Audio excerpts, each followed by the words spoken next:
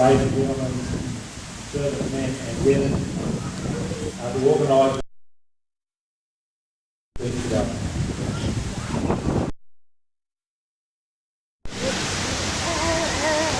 to that conversation, there was no reply. The losses to Australia were unspeakable for the size of our population. In a book called Shattered Anzacs, Living with the Scars of War, I was reminded of the ramifications of war on those who sent their loved ones whole and had them returned in part. Sometimes physically impaired, sometimes mentally, sometimes so disturbed that families were unable to cope with their homecoming. The world wars, along with Vietnam, had a profound impact not only on the ones who went, but on those they returned to. Instantly, I could relate to this book. Before I came to Young, I was a part-time minister at Cogra Soldiers War Memorial Church. One lady, Elizabeth, in her late 70s at the time, spoke of her memories as a teenager of her damaged father from World War I. She remembers occasions waking in the early hours of the morning to the sound of her father's spasmodic, haunted cries. She remembers discovering him passed out on the footpath down the road from their home, the recurring effects of the nerve gas. She remembers how her mother had spoken with doctors expecting he would only live a short time, and when they found him at Newtown Station, passed out on the pavement one midnight hour, they suspected that was right. The aftershock of war took its toll on many Australians and their families. Some families proved resilient, but others just broke. Another member of that church, John, now in his late 80s, when I asked him, "Why don't you want to share your faith?"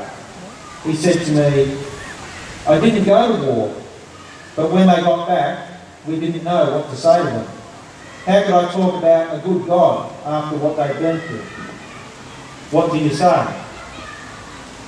I think I understood for the first time how difficult that generation found it to believe in the goodness of God when faced with a world of evil. If God is so good, why would God allow all this to happen in people's lives? What about the Elizabeths of this world? Why would God allow those things to happen to someone's father? Is God redeemable? Is there anything we can say in his defence? Or like my friend John, do we just have to shut our mouths in silence? Let's be honest. No one has the answers to why a particular person suffers the way they do. Why Joe and not Jed? Why Steve and not Margaret? On that front, I have nothing profound to say. No one does. Not the atheist, nor the Christian. But I will say the God of the Bible does make sense of suffering on the larger plane of history.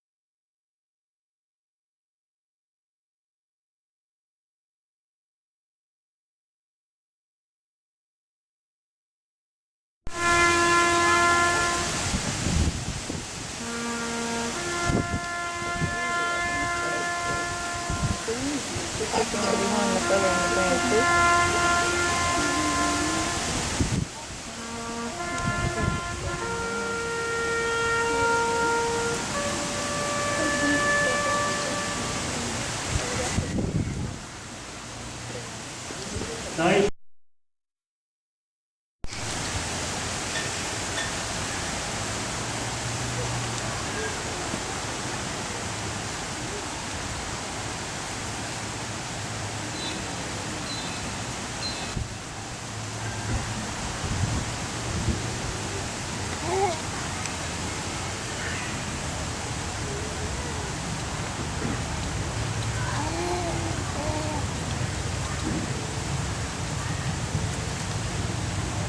Lest we forget.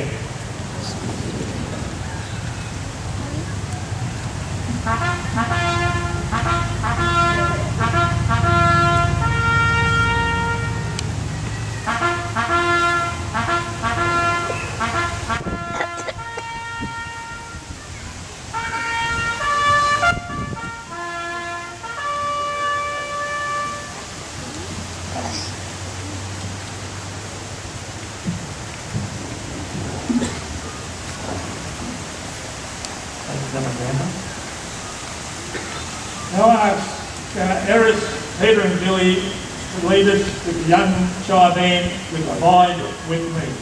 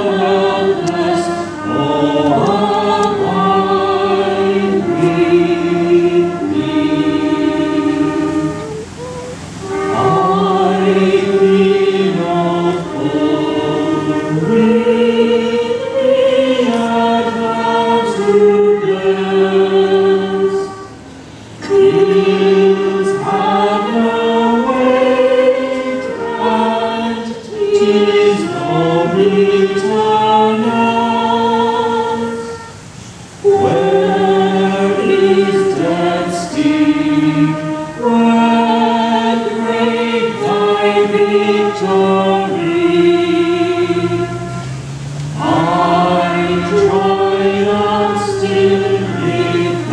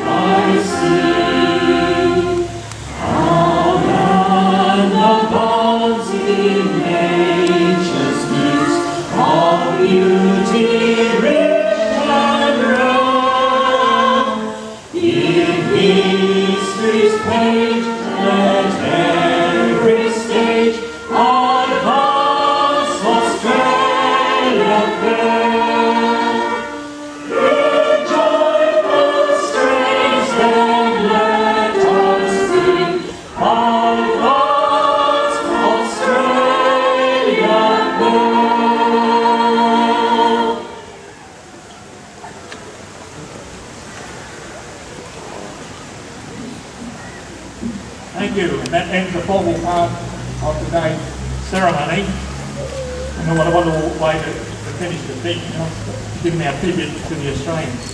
And can I, before I give out a tribute to the young people who are the future of our country, of Australia, and to our youth, and I'm looking at the young Shire band with all the young people in it. I'm especially looking at Alexander Ross with that lovely, with that wonderful and superb presentation of last post in the recessional. I'm looking at the convention. Catholic Party! 3, march!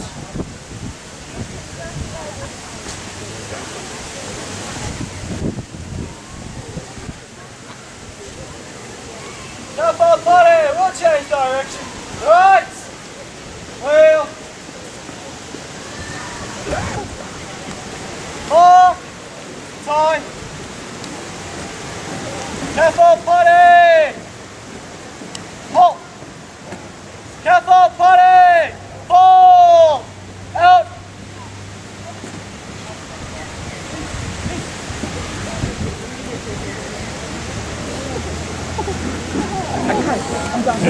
Fall out. I got it, don't.